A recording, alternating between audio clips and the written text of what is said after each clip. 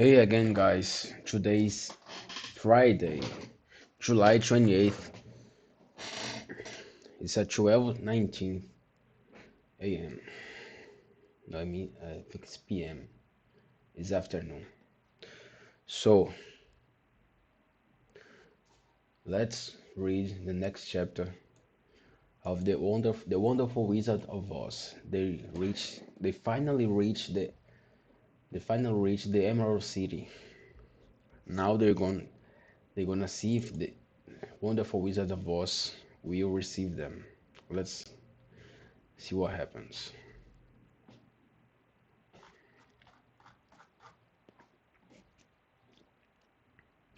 Even with eyes protected by green spectacles, Dorothy and her friends were at first dazzled by the brilliancy of the wonderful city. The streets were lined with beautiful houses, all built of green marble and studded everywhere with sparkling emeralds. They walked over a pavement of the same green marble, and where the blocks were joined together were rows of emeralds set closely and glittering in the brightness of the sun. Let's read this again.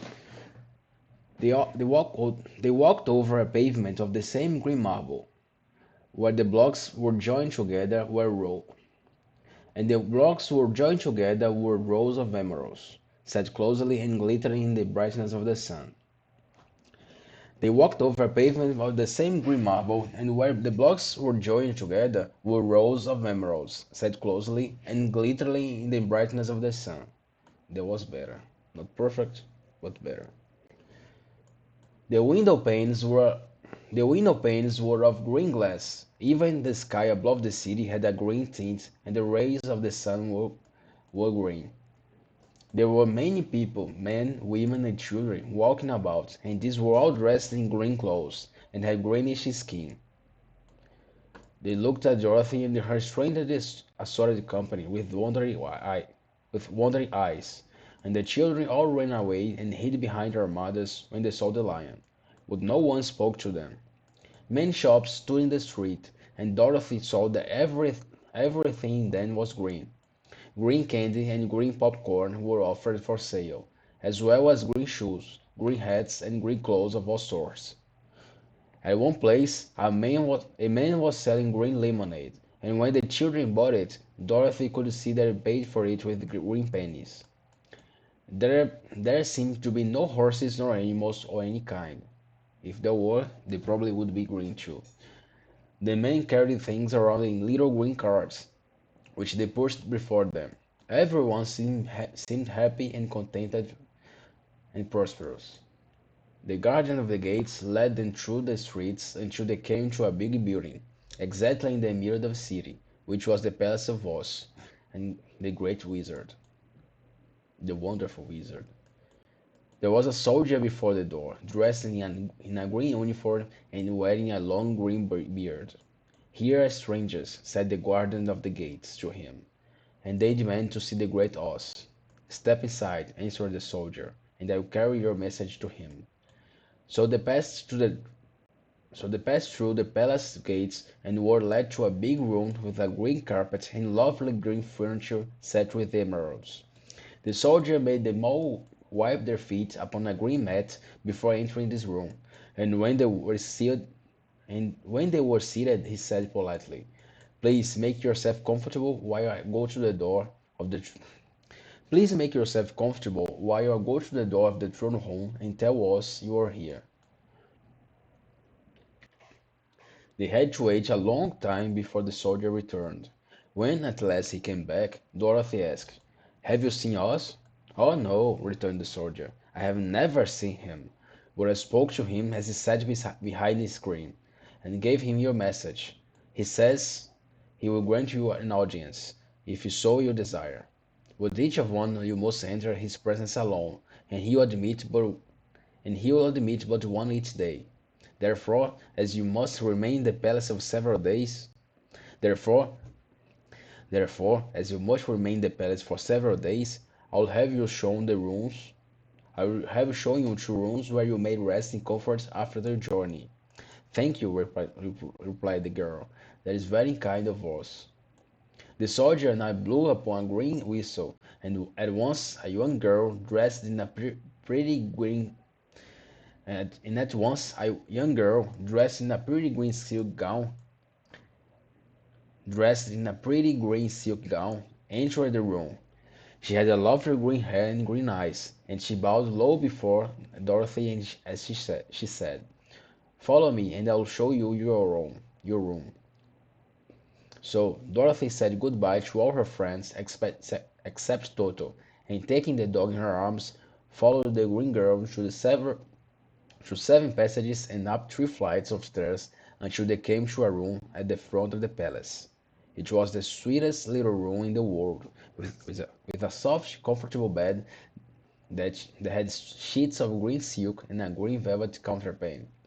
There was a tiny fountain in the middle of the room that shot a spray of green perfume into the air to fall back into a beautiful carved green marble basin. Beautiful green flowers stood in the windows, and there was a shelf with a row of little green books. And when Dorothy had time to open these books, she found them full of queer green pictures that made her laugh. They were so funny. They have green jokes too.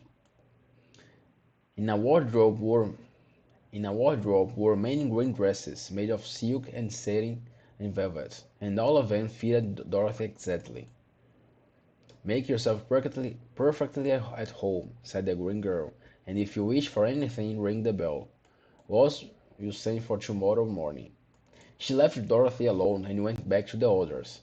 The- These she also led to rooms, and each one of them found himself lodged in a very pleasant part of the palace. Of course, this politeness was wasted on the Scarecrow, for when he found himself alone in his room, he stood stupidly in one spot, just within the doorway, to wait till morning. It would not rest him to lie down, and he could not close his eyes. So he remained all night staring at the little spider which was weaving his web in a corner of the room, just as if there were not just as it just as if it were not one of the most wonderful rooms in the world. The Tin Woodman lay down his bed from force of habit, for he remembered when he was made of flesh.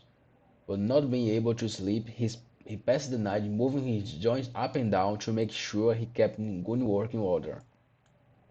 The Lion would have preferred a bed of dried leaves in the forest, and did not like being shut up in a room, but he had too much sense to let this worry him. So he sprang upon the bed and rolled himself up, and each poured himself asleep in a minute, and he rolled himself up like a cat, and poured himself asleep in a minute.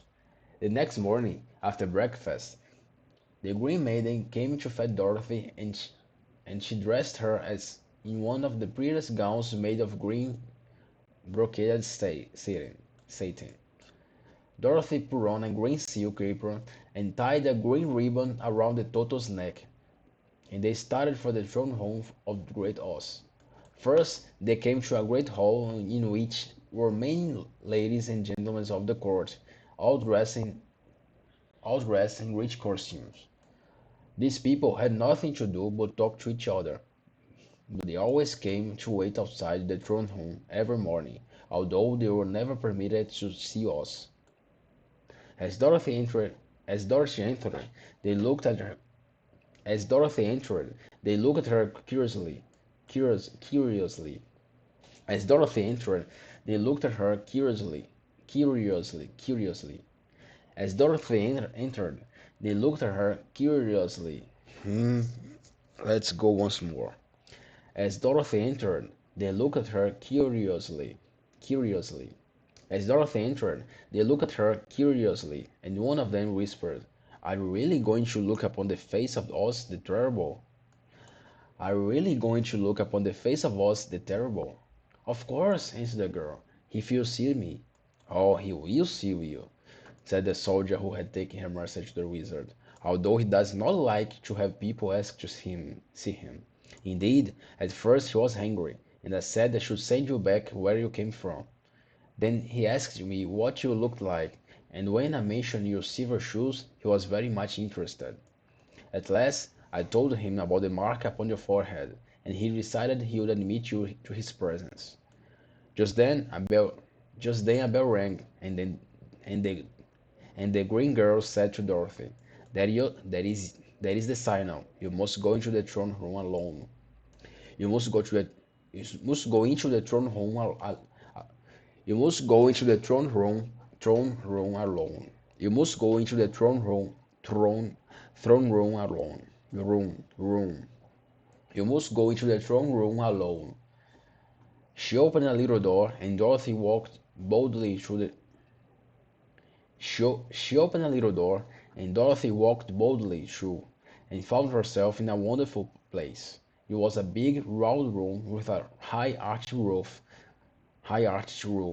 and the walls and the ceiling and the floor were covered with large emeralds set closely together. In the center, in the center of the roof was a great light, and as bright as the sun, which made the emeralds sparkle in a wonderful manner. But what interested Dorothy most was the big throne of the green marble that stood in the middle of the room.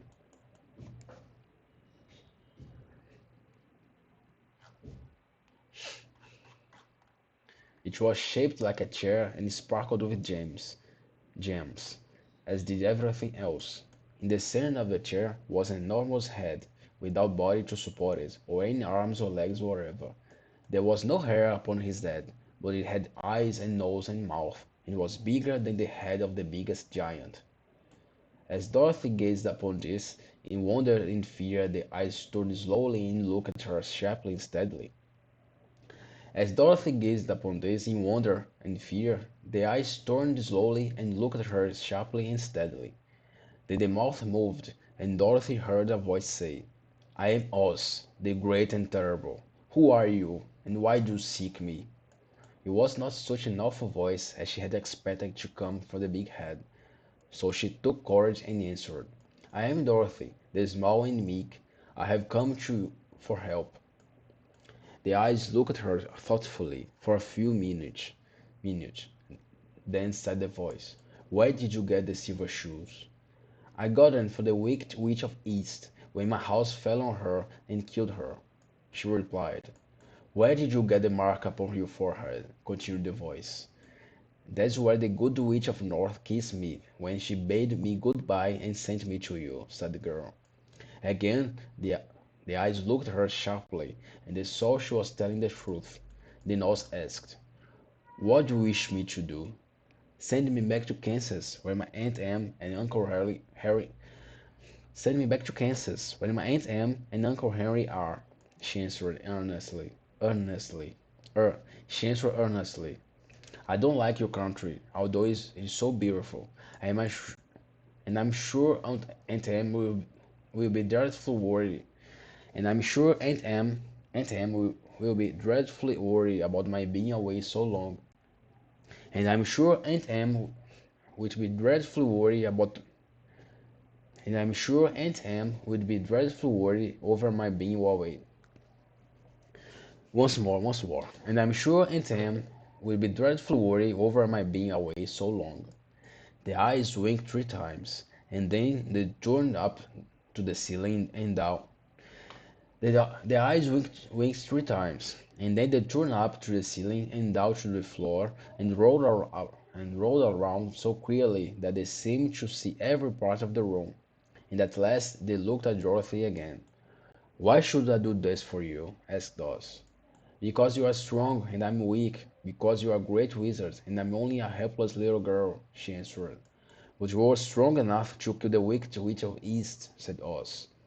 "That just happened. That just happened," returned Dorothy simply. "I could not help it." "Well," said the head, "I will give you my answer. You have no right to expect me to send you back to Kansas unless you do something for me in return. In this country, everyone must pay for everything he gets. If you wish me to use my magic power to send home again, you must do something for me first. Help me and I'll help you." "Almost, what must I do? What must I do?" asked the girl. "Kill the wicked, kill the wicked witch of kill the wicked witch of West, asked Or. But I cannot, exclaimed Dorothy, greatly surprised. You killed the witch of East, and you wear the silver shoes, which bear a powerful charm. There is now there is now but one wicked witch left, and in all this land there is now there is now but one wicked witch left in all this land. And when you can tell me she's dead, I will send you back to Kansas, but not before.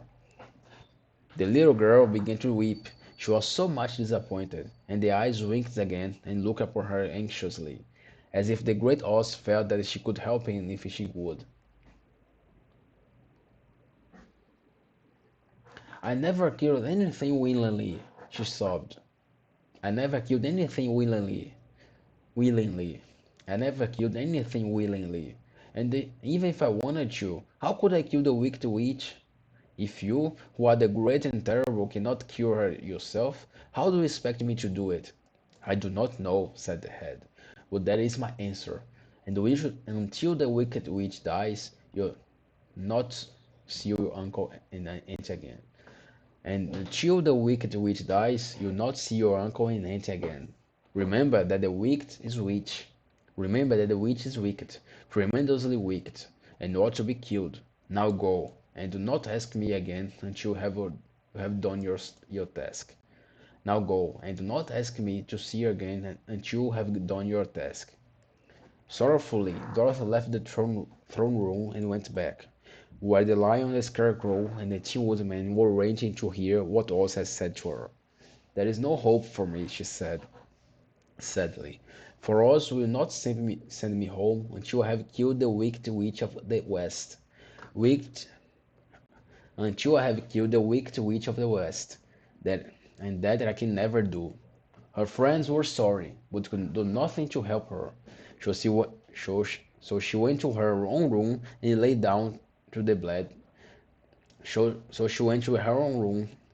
So she went to her own room and lay down to the bed and let's go again. So she went to her own room, her own. So she went to her own room. So she went to her own room, her own.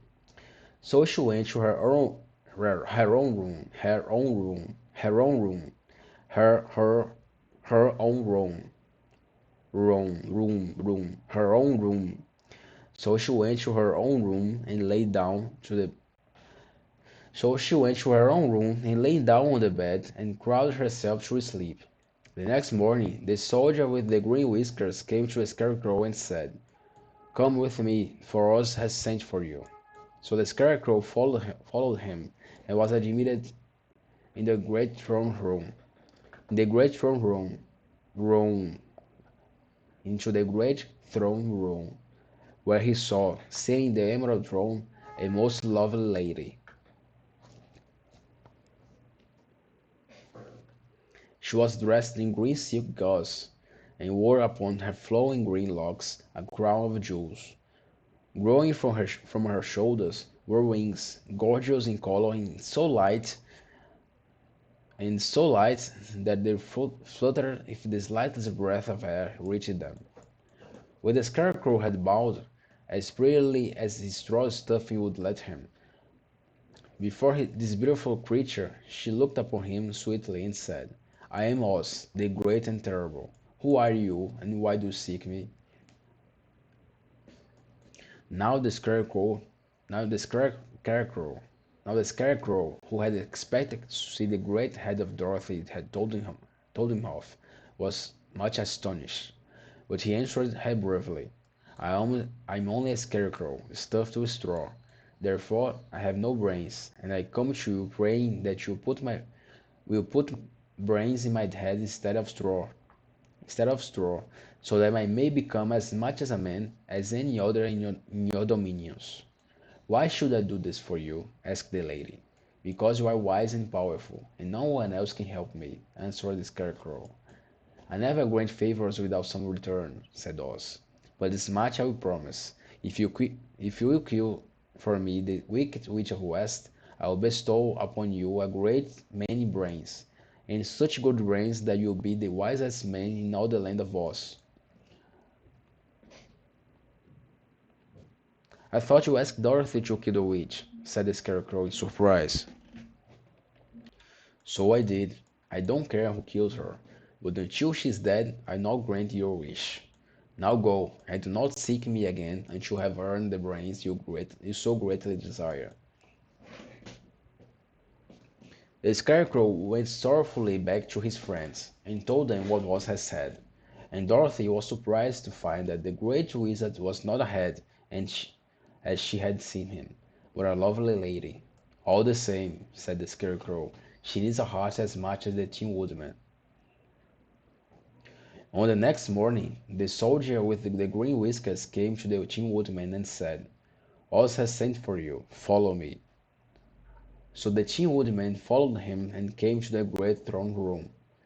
He did not know whether he would find Oz a lovely lady or a head, but he hoped that it would be the lovely lady. For, he said to himself, if it's the head, I am sure I shall not be given a heart, since a head has no heart of his own, and therefore cannot feel for me. But if it is a lovely lady, I shall beg heart for a heart, for all ladies are themselves said to be kindly hearted. But when the woodman entered the great throne room, he saw neither the head nor the lady, for Oz had taken the shape of a most terrible beast. It was nearly as big as an elephant, and the green throne seemed hardly strong enough to hold its weight. The beast, the beast had a head like that of a rhinoceros, only three or five eyes in its face. There were five long arms growing out of its body, and it also had five long, slim legs. Thick, woolly hair covered every part of it, and a more dreadful-looking monster could not be imagined. It was fortunate the Tin Woodman had no heart at the moment, for it would have beat loudly fast from terror. But being only tin, the woodman was not at all afraid, although he was much disappointed. I am Oz, the great and terrible, spake the beast in a voice that was one great roar. Who are you, and why do you seek me? I am wonderful and made of tin. Therefore I have no heart and cannot love. I pray you to give me a heart, that I may be as other men are. Why should I do this? Demanded the beast. Because I ask it, and you alone can grant my request, answered the woodman. Oz gave a low growl at this, but said gruffly, If you indeed desire a heart, you must earn it. How? Asked the woodman. Help Dorothy kill the wicked witch of the East, replied the beast. When the witch is dead, come to me, and I will then give the biggest and kindest and most loving heart in all the land of Oz. So the Tin Woodman was forced to return sorrowfully to his friends and tell them of the terrible beast he had seen. They all wondered greatly at the many forms that the great wizard could take upon himself, and the lion said, If he is a beast when I go to see him, I shall roar my loudest, so frighten him that he will grant all I ask. And if he is the lovely lady, I shall pretend to spring upon her, and so compel her to do my bidding. And if he is the great head, and if he is the great head, he'll be at my mercy, for he'll roll his head all about the room with the promise to give us what he desire. So be so be of good cheer, my friends, for all will yet be well. The next morning, the soldier with the green whiskers led the lion to the great throne room and bade him enter the presence of Oz. The lion at once passed through the door, and glancing around saw, to his surprise, that before the throne was a ball of fire, so fierce and glowing he could scarcely bear to gaze upon it. His first thought was that Oz had by accident caught on fire and was burning up. But when he tried to go nearer, the heat was so intense that it singed his whiskers, and he crept back trembling to a spot near the door. Then a low, quiet voice came from the ball of fire, and these were the words it spoke: "I am Oz, great and terrible. Who are you, and why do you seek me?" I am a cowardly. I am a cowardly lion, afraid of everything. I come to you to beg to I come to you to beg you to beg that to beg to beg that you give me courage. I come to you to beg that you give me courage, so that in reality I may become the king of beasts, as men call me. Why should I give you your courage? Why should I give you courage? Demanded Oz. Because of all wizards, you are the greatest, and alone have the power to grant my request, answered the lion. The ball of the fire burned fiercely for a time, and the voice said, Bring me proof that the wicked witch is dead, and the moment I will give you in that moment I will give you the courage. But so long as the witch lives, you must remain a coward. The lion was angry at this speech, but could not say nothing in reply, and while he stood silently gazing at the ball of fire, it became so furiously hot that he turned tail and rushed from the room. He was glad to find his friends waiting for him, and told them of his terrible interview with the wizard. "What shall, what shall, what shall we do now?" asked Dorothy sadly. "There is only one thing we can do," returned the lion, "and that is to go to the land of Winkies, seek out the wicked witch, and destroy her." "But suppose you cannot?" "But suppose you cannot?" said the girl. "Then I shall never have courage," declared the lion, "and I shall never have brains," added the scarecrow, "and I shall never have a heart," spoke the Tin Woodman, "and I shall never see Aunt Em and Uncle Henry," said Dorothy, beginning to cry. "Be careful!" cried the Green Girl. "The tears will fall on your green silk gown and spot it." So Dorothy dried her eyes and said, "I suppose we must try it, but I am sure I do not want to kill anybody, even to see Aunt Em again. Even to see Aunt Em again." "I will go with you, but I'm too much of a coward to kill the witch," said the lion. "I will go too," declared the Scarecrow, "but I shall not be much of a help for you. I'm such a fool. I haven't the heart to harm even a witch," remarked the Tin Woodman. "But if I go, I certainly shall go with you." But if you go, but if you go, I certainly shall go with you. Therefore it was decided to start upon their journey the next morning, and the woodman sharpened his axe on a grindstone and had all his joints properly oiled. The Scarecrow stuffed himself with fresh straw, and Dorothy put new paint on his eyes, that he might see better. The Green Girl, who was very kind to them, filled Dorothy's basket with good things to eat, and fastened a little bell around Toto's neck with a green ribbon. They went to bed quite early and slept soundly until daylight, and and when they were awakened by the crowing of a green clock that lived in the backyard of the palace, and the cackling of a hen that had laid a green egg.